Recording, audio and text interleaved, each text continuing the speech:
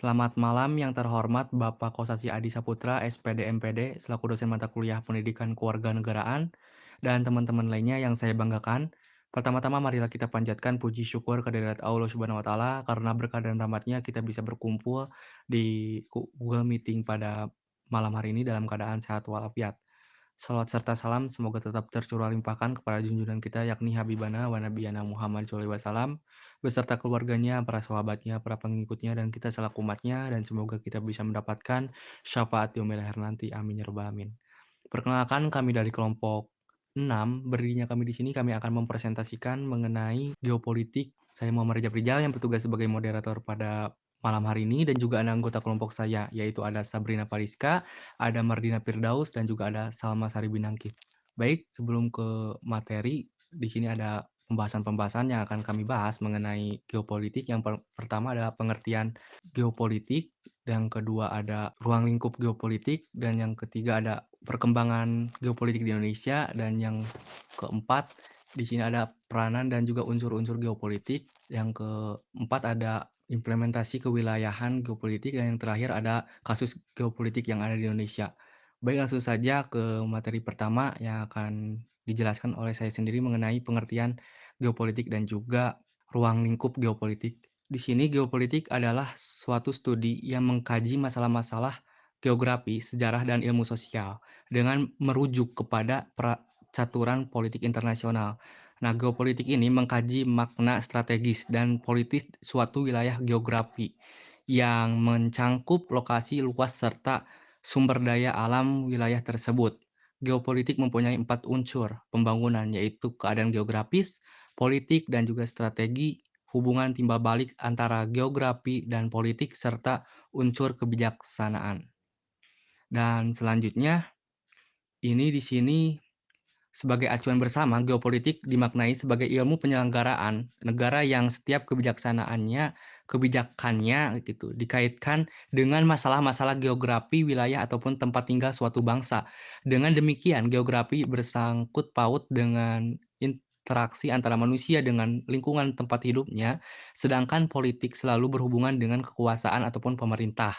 Nah, ada juga menurut para ahli menyebutkan, yaitu menurut Karl Haushofer, geopolitik adalah sains nasional bagi negara ataupun sebuah doktrin pada determinisme spesial semua politik berdasarkan dasar-dasar geografi yang luas, terutama dari geografi politik.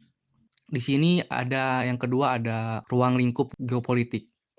Nah, di sini ruang lingkup geopolitik itu objek dan subjek dari geopolitik, yaitu ke wilayah-wilayah politik. Wilayah-wilayah yang terorganisir dan terintegrasikan tersebut dinamakan negara.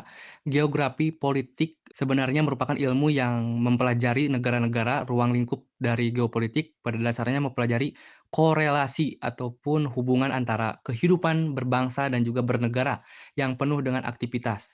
Nah, politik dengan kondisi alam di sebuah negara, ruang lingkup geopolitik terdiri dari 2 gitu ya. Jadi ada 2 ruang lingkup.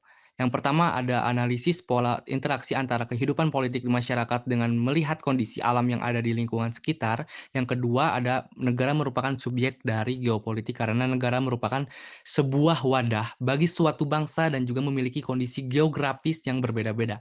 Nah, sekian presentasi dari saya, dan materi selanjutnya mengenai perkembangan geopolitik di Indonesia dan juga peranan dan juga unsur geopolitik yang akan dijelaskan oleh Sabrina. Silakan kepada Sabrina untuk menyampaikan materinya. Terima kasih kepada moderator. Di sini saya akan menjelaskan mengenai perkembangan geopolitik di Indonesia. Secara historis, bangsa Indonesia dapat memerdekakan dan membentuk sebuah negara atas dasar persatuan dan perjuangan bersama dari berbagai keragaman yang ada. Nah, berikut merupakan ragam latar belakang yang dapat mempersatukan bangsa Indonesia. Di antaranya ada rasa senasib sepenanggungan karena dahulu pernah dijajah dan mendapat perlakuan diskriminatif. Dan yang kedua ada wilayah Indonesia pernah terpisah secara yuridis. Hal ini dikarenakan masih memakai Territorialisasi Maritim Keringan Ordonansi atau TZMKO 1939 yang menyebabkan luas laut teritorial negara Indonesia itu hanya berjarak 3 mil. Selanjutnya saya akan menjelaskan mengenai peranan dan unsur geopolitik. Berikut merupakan peranan geopolitik. Yang pertama ada berusaha menghubungkan kekuasaan negara dengan potensi alam yang tersedia. Yang kedua, menghubungkan kebijaksanaan suatu pemerintah dengan situasi dan kondisi alam. Yang ketiga, menentukan bentuk dan corak politik luar dan dalam negeri. Yang keempat, menggariskan pokok-pokok haluan negara, misalnya kayak pembangunan. Yang kelima, berusaha meningkatkan posisi dan kedudukan suatu negara berdasarkan teori negara sebagai organisme dan teori-teori geopolitik lainnya. Dan yang terakhir ada membenarkan tindakan-tindakan ekspansi yang dijalankan oleh suatu negara. Berikutnya ada unsur utama geopolitik. Yang pertama ada konsepsi ruang yang diperkenalkan oleh Karl Haushofer, yang menyimpulkan bahwa ruang merupakan wadah dinamika politik dan militer. Teori ini juga disebut dengan teori kombinasi ruang dan kekuatan. Yang kedua ada konsepsi frontier atau batas imajiner dari dua negara. Yang ketiga ada konsepsi politik kekuatan yang berkaitan dengan kepentingan nasional. Dan yang terakhir ada konsepsi keamanan negara dan bangsa yang sama aja kayak konsep ketahanan nasional. Sekian penjelasan dari saya kembalikan kepada moderator. Baik, terima kasih kepada Sabrina yang sudah menyampaikan materinya, dan materi selanjutnya mengenai implementasi geopolitik dalam hukum kewilayahan yang akan dijelaskan ataupun akan disampaikan oleh Salma. Silakan kepada Salma.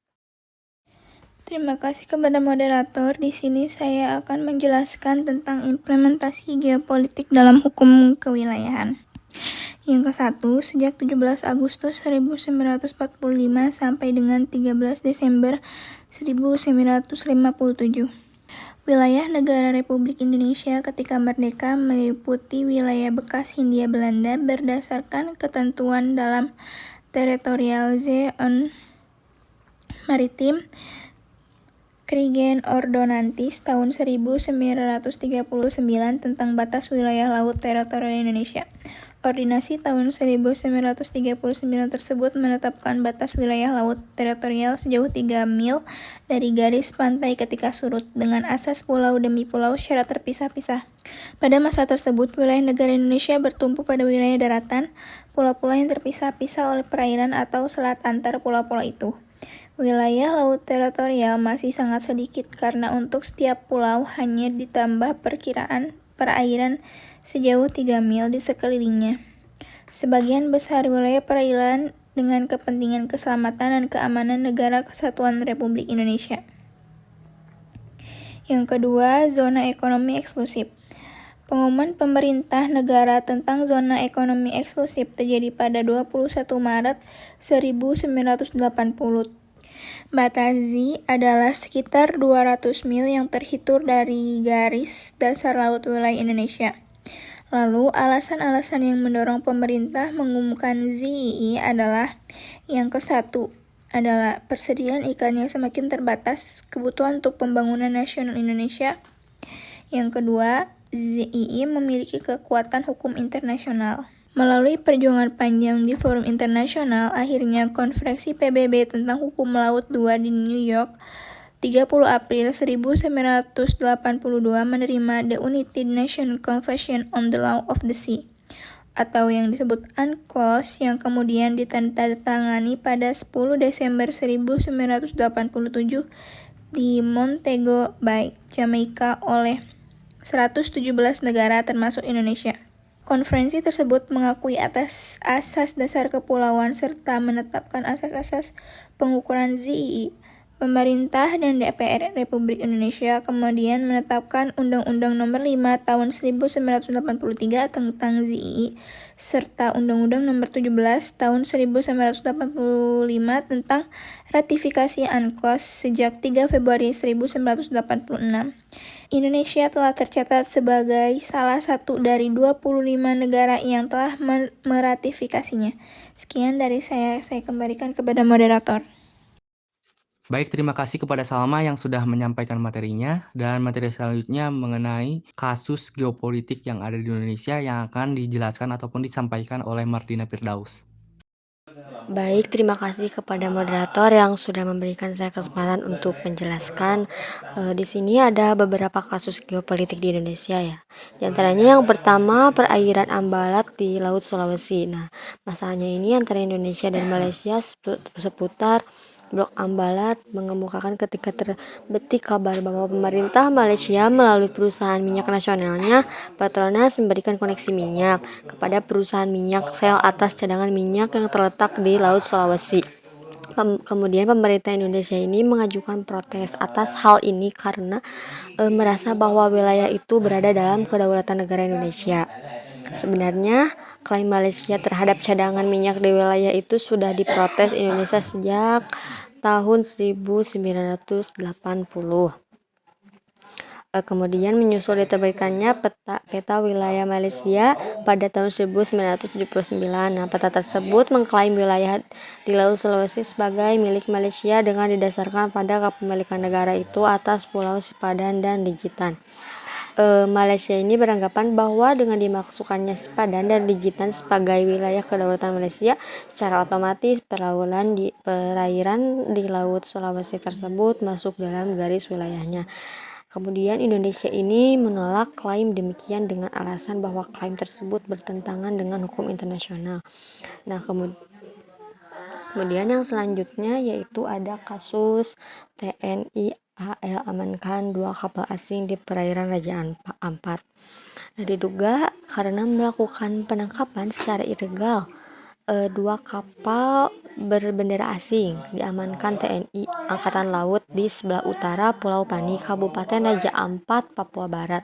Nah, kedua kapal ini yakni kapal motor Jessica yang bernomor 06 GT12 berbendera Filipina dan KM PHA ONG 95030 GT14 berbendera Vietnam. Dia mengatakan bahwa pihak TNI ini menggunakan KRI multituli untuk mengamankan kedua kapal. Kapal motor Jessica 006 GT12 berbendera Filipina ini mengangkut 10 orang anak buah kapal, salah seorang diantaranya yaitu warga negara Indonesia. Sementara kapal motor PHA ONG 95030 GT14 berbendera Vietnam ini terdapat 13 ABK. Nah, saat ditangkap, kapal motor Jessica 006 GT12 kooperatif dengan menyerahkan diri, sedangkan kapal motor PHA ONG 95030 GT14 asal Vietnam ini berusaha melarikan diri sehingga KRI Multituli melepaskan tembakan peringatan untuk menghentikan pencurian ikan tersebut. Nah, untuk selanjutnya di sini ada pun solusi untuk kasus geopolitik ini. Yang pertama, diproses hukum sesuai ketentuan undang-undang yang berlaku. Kemudian yang kedua, konsolidasi dengan negara pelaku agar tidak terjadi kesalahpahaman. Kemudian yang ketiga, peningkatan kualitas dan kuantitas SDM pengawas laut dan perikanan. Kemudian yang keempat ini meningkatkan dan menambah stasiun pengawas, radar dan sistem lainnya. Dan yang kelima, menambah jumlah kapal patroli. Kemudian yang keenam ini penenggelaman kapal pelaku ilegal fishing dengan bantuan TNI Angkatan Laut.